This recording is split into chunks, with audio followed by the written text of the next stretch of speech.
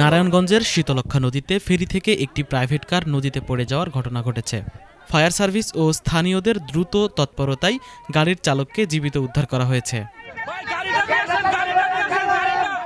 শীতলক্ষ্যা নদীর পূর্ব পাড়ের বন্দর উপজেলার নবীগঞ্জ ঘাট থেকে সদর থানার হাজীগঞ্জ ঘাটের উদ্দেশ্যে ফেরিটি যাত্রা করেছিল। বিকেলে ফেরিটি হাজীগঞ্জ ঘাটের কাছাকাছি পৌঁছালে হঠাৎ নিয়ন্ত্রণ হারিয়ে একটি প্রাইভেট কার নদীতে পড়ে যায়। খবর পেয়ে হাজীগঞ্জ ফায়ার সার্ভিস স্টেশন দ্রুত ঘটনাস্থলে পৌঁছে উদ্ধার অভিযান শুরু করে। স্থানীয়দের সহযোগিতায় গাড়ি চালককে নিরাপদে উদ্ধার করা হয়। এ সময় গাড়িটিতে চালক ছাড়া অন্য কোনো যাত্রী ছিল না। হাজীগঞ্জ ফায়ার সার্ভিস স্টেশনের কর্মকর্তা নুরুল আলম বিষয়টি নিশ্চিত করে জানান, খবর পাওয়ার সঙ্গে সঙ্গেই আমাদের দল ঘটনাস্থলে পৌঁছে উদ্ধার কার্যক্রম পরিচালনা করে। পরে ডুবন্ত প্রাইভেট কারটিকেও উদ্ধার করে তীরে আনা হয়। এই ঘটনায় এখনও কোনো হতাহতের খবর পাওয়া যায়নি।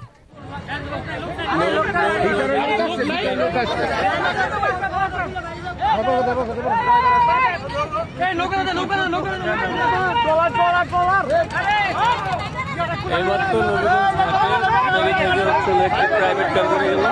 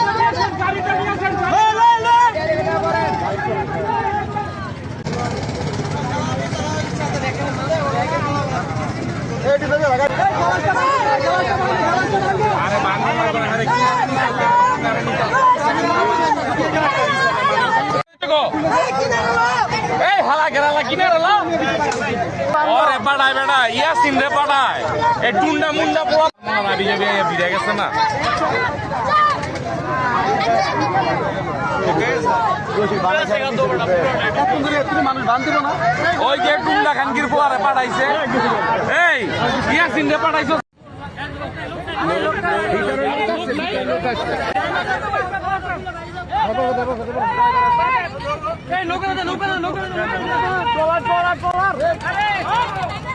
এইমাত্র নবীগঞ্জ থেকে একটি প্রাইভেট কার করে গেল।